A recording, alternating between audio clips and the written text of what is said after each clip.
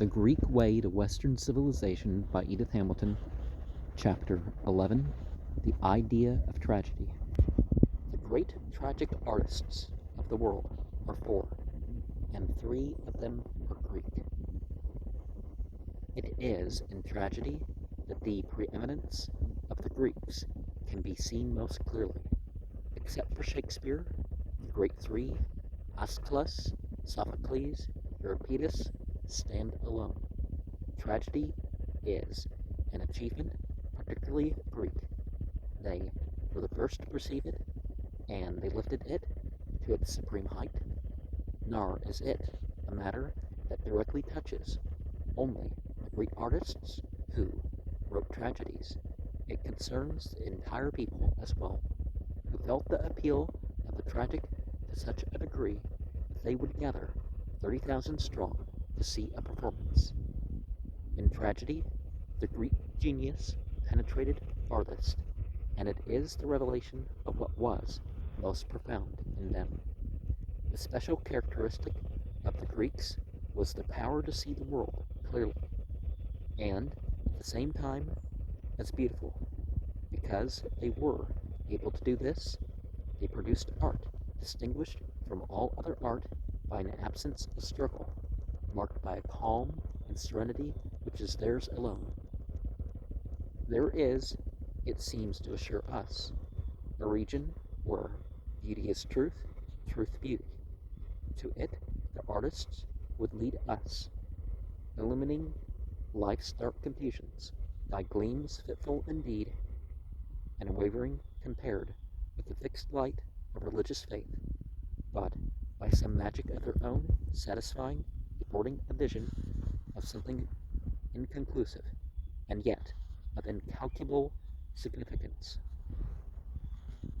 Of all the great poets, this is true, but truest of the tragic poets, for the reason that in them the power of poetry confronts the inexplicable. Tragedy was a Greek creation because in Greece thought was free. Men were thinking more and more deeply about human life and beginning to perceive more and more clearly that it was bound up with evil and that injustice was of the nature of things. And then one day, this knowledge of something irredeemably wrong in the world came to a poet, with his poet's power to see beauty in the truth of human life. And the first tragedy was written, as the author of a most distinguished book on the subject says, the spirit of inquiry meets the spirit of poetry, and tragedy is born. Make it concrete. Early Greece, with their godlike heroes and hero gods, fighting far on the ringing plains of windy Troy with her lyric world, where every common thing is touched with beauty. Her twofold worlds, a poetic creation. Then a new age dawns, not satisfied with beauty of song and story, an age that must try to know and to explain. And for the first time, tragedy appears. A poet of surpassing magnitude, not content with the old sacred conventions, and of a soul great enough to bear new and intolerable truth. That is Aeschylus, the writer of tragedy. Tragedy belongs to the poets. Only they have trod the sunlit heights, and from life's dissonance struck one clear chord. None but a poet can write a tragedy, for tragedy is nothing less than pain transmuted into exaltation by the alchemy of poetry. And if poetry is true knowledge, and the great poets guides safe to follow, this transmutation has arresting implications. Artificial positivity can be quite toxic, so making things more true to earth could solve some things, right? Pain changed into, or let us say, charged with, exaltation It would seem that tragedy is a strange matter. There is indeed none stranger, but tragedy shows us pain and gives us pleasure thereby. The greater the suffering depicted, the more terrible the events, the more intense our pleasure. The most monstrous and appalling deeds life can show are those the tragedian chooses, and by the spectacle he thus offers us, we are moved to a very passion of enjoyment. There is food for wonder here, not to be passed over, as the superficial have done, by pointing out that the Romans made a holiday of a gladiator's slaughter, and that, even today, fierce instincts, savage survivals, stir in the most civilized. Grant all that, and we are not a step advanced on the way to explaining the mystery of tragic pleasure. It has no kinship with cruelty or the lust for blood. On this point, it is illuminating to consider our everyday use of the words tragedy and tragic. Pain, sorrow, disaster are always spoken of as depressing, as dragging down. The dark abyss of pain, a crushing sorrow, an overwhelming disaster, but speak of tragedy, and extraordinarily the metaphor changes. Lift us to tragic heights, we say, and never anything else. The depths of pathos, but never of tragedy. Always the height of tragedy. A word is no light matter. Words have, with truth, have been called fossil poetry, each, that is, a symbol of a creative thought. The whole philosophy of human nature is implicit in human speech. It is a matter to pause over, that the instinct of mankind has perceived a difference, not of degree, but of kind, between tragic pain and all other pain. There is something in tragedy which marks it off from other disaster so sharply that in our common speech we bear witness to the difference. All those whose attention has been caught by the strange contradiction of pleasure through pain agree with this instinctive witness, and some of the most brilliant minds the world has known have concerned themselves with it. Tragic pleasure, they tell us, is in a class by itself. Pity and awe, Aristotle called it, and a sense of emotion, purged and purified thereby. Reconciliation, said Hegel, which we may understand in the sense of life's temporary dissonance, resolved into eternal harmony. Acceptance, says Schopenhauer, the temper of mind that says, "Thy will be done." The reaffirmation of the will to live in the face of death, said Nietzsche, and the joy of its inexhaustibility when so reaffirmed. Pity, awe, reconciliation, exaltation, these are the elements that make up tragic pleasure. No play is a tragedy that does not call them forth. So the philosophers say, all in agreement with the common judgment of mankind, that tragedy is something above and beyond the dissonance of pain. But what it is that causes a play to call forth these feelings, what is the essential element in a tragedy, Hegel alone seeks to define. In a notable passage, he says that the only tragic subject is a spiritual struggle in which each side has a claim upon our sympathy. But, as his critics have pointed out, he would thus exclude the tragedy of the suffering of the innocent, and a definition which does not include the death of Cordelia or of Deianira cannot be taken as final. The suffering of the innocent, indeed, can itself be so differently treated as to necessitate completely different categories. In one of the greatest tragedies, the Prometheus of Aeschylus, the main character is an innocent sufferer, but beyond this purely formal connection, that passionate rebel, defying God and all the powers of the universe, has no relationship whatever to the lovely, loving Cordelia. An inclusive definition of tragedy must cover cases as diverse in circumstance and in the character of the protagonist as the whole range of life and letters could afford it.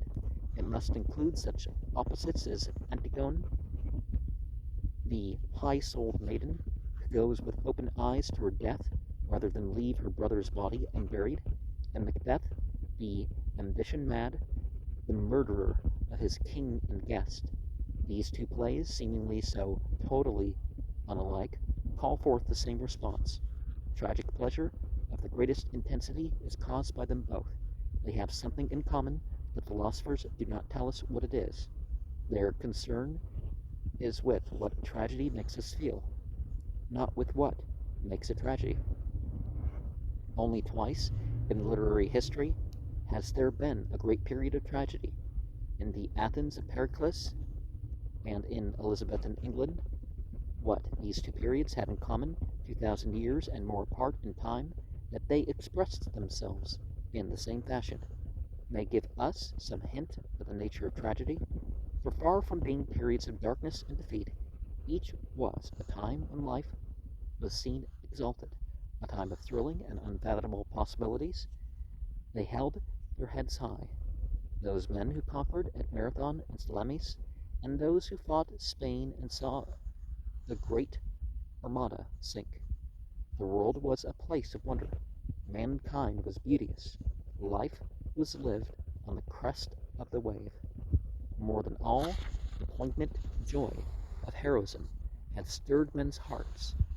Not suit for tragedy, not stuff for tragedy, would you say? But on the crest of the wave, one must feel either tragically or joyously. One cannot feel tamely. The temper of mind that sees tragedy in life has not for its opposite the temper that sees joy.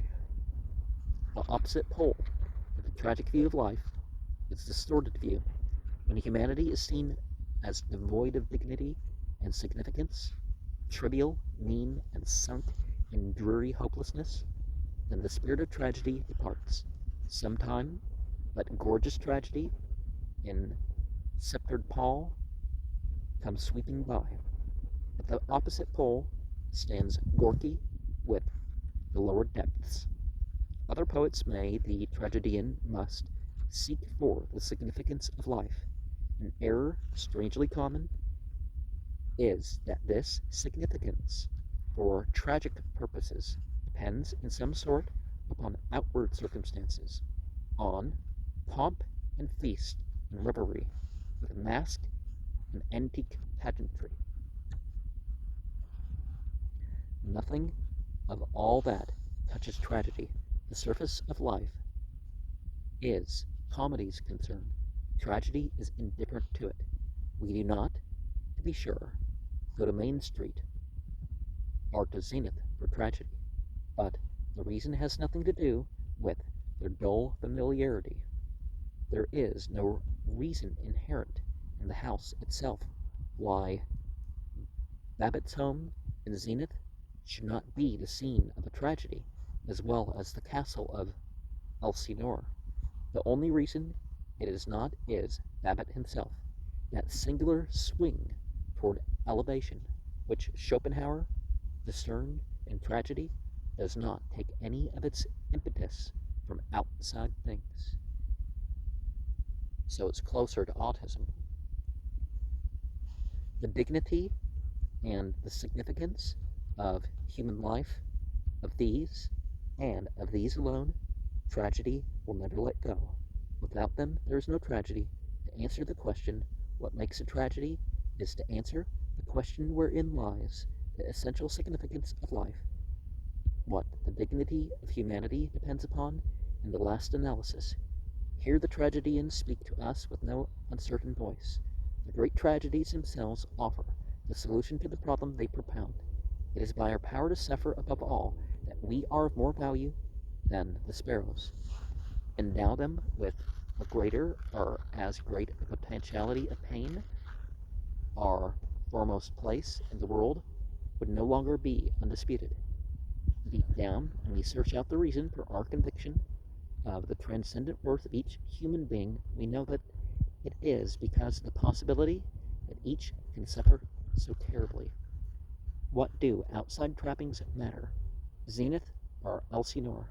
Tragedy's preoccupation is with suffering. But it is to be well noted, not with all suffering. There are degrees in our high estate of pain. It is not given to all to suffer alike. We differ, we differ in nothing more than in our power to feel. There are souls of little and of great degree, and upon that degree the dignity and significance of each life depends. There is no dignity like the dignity of a soul in agony. Here I in sorrow sit. Here is my throne, bid kings come bow to it. Tragedy is enthroned, and to her realm those alone are admitted who belong to the only true aristocracy, that of all passionate souls. Tragedy's one essential is a soul that can feel greatly. Given such a one, and any catastrophe may be tragic, but the earth may be removed and the mountains be carried into the midst of the sea, and if only the small and shallow are confounded, tragedy is absent. One dark page of Roman history tells of a little 7-year-old girl, daughter of a man judged guilty of death, and so herself condemned to die, and how she passed through the staring crowds, sobbing and asking, "What has she done wrong?" If they would tell her, she would never do it again. And so on, to the black prison and the executioner, that breaks the heart, but is not tragedy. It is pathos. No heights are there for the soul to mount to, but only the dark depths where there are tears for things. Undeserved suffering is not in itself tragic. Death is not tragic in itself. Not the death of the beautiful, the young, the lovely, and beloved. Death felt and suffered as Macbeth feels and suffers is tragic. Death felt as Lear feels. Cordelia's death is tragic. Ophelia's death is not a tragedy. She, being what she is, it could be so only if Hamlet's and Orte's grief were tragic grief. The conflicting claims of the law of God and the law of man are not what makes the tragedy of the Antigone. It is Antigone herself, so great, so tortured. Hamlet's hesitation to kill his uncle is not tragic. The tragedy is his power to feel. Change all the circumstances of the drama, and Hamlet, in the grip of any calamity, would be tragic. Just as Polonius would never be, however awful the catastrophe, the suffering of a soul that could suffer greatly. And that, and only that, is tragedy. It follows, then, that tragedy has nothing to do with the distinction between realism and romanticism. The contrary has always been maintained. The Greeks went to the myths for their subjects, we are told, to ensure remoteness from real life, which does not admit of high tragedy. Realism is the ruin of tragedy, says the latest writer on the subject. It is not true if indeed realism were conceived of as dealing only with the usual. Tragedy would be ruled out, for the soul capable of a great passion is not usual. But if nothing human is alien to realism, then tragedy is of her domain, for the unusual is as real as the usual. When the Moscow art players presented the brothers Karamazov, there was seen on the stage an absurd little man in dirty clothes who waved his arms about and shuffled and sobbed. The furthest possible removal from the traditional figures of tragedy. And yet, tragedy was there in his person, stripped of her gorgeous pall, but sceptered truly, speaking the authentic voice of the human agony, in a struggle past the power of the human heart to bear. A drearier setting, a more typically realistic setting, it would be hard to find, but to see the play was to feel pity and awe before a man dignified by one thing only, made great by what he could suffer. Ibsen's plays are not tragedies, whether Ibsen is a realist or not. The realism of one generation is apt to be the romanticism of the next. Small Souls are his dramatis persona, and his plays are dramas with an unhappy ending. The end of Ghosts leaves us with a sense of shuddering horror and cold anger against society where such things can be. And these are not tragic feelings. The greatest realistic works of fiction have been written by the French and the Russians. To read one of the great Frenchman's books is to feel mingled despair and loathing for mankind, so base, so trivial, and so wretched. But to read a great Russian novel is to have an altogether different experience. The baseness, the beast in us, the misery of life are there as plain to see as in the French book. But what we are left with is not despair and not loathing, but a sense of pity and wonder before mankind that can so suffer. The Russian sees life in that way because the Russian genius is primarily poetical. The French genius is not. Anna Karenina is a tragedy. Madame Bovary is not. Realism and romanticism are comparative degrees of realism, have nothing to do with the matter. It is a case of the small soul against the great soul, and the power of a writer whose special endowment is voir faire dans ce qui est against the intuition of a poet.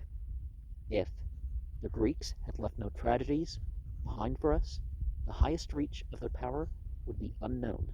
The three poets who were able to sound the depths of human agony were able also to recognize and reveal it as tragedy. The mystery of evil, they said, curtains that of which every man whose soul is not a clod hath visions. Pain could exalt, and in tragedy for a moment men could have sight of a meaning beyond their grasp. Yet had God not turned us in his hand and cast to earth our greatness, Eupetus makes the old Trojan queen say in her extremity, we could have passed away, giving nothing to men. They would have found no theme for song in us, nor made great poems for our sorrows. From our sorrows.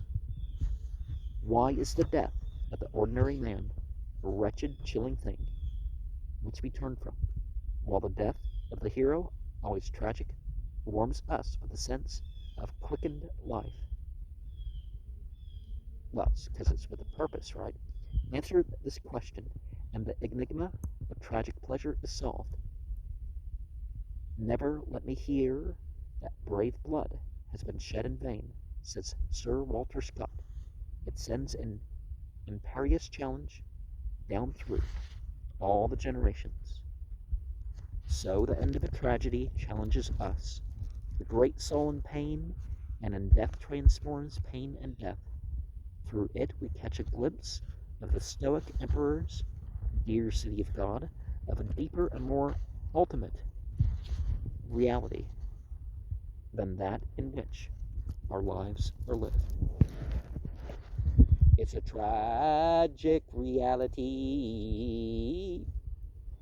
That song, I don't, there's a version of the song with the intro, I think. The emphasis of the future belongs to the enemies of those half gone. And now I see that we all want to be free. It's a tragic reality.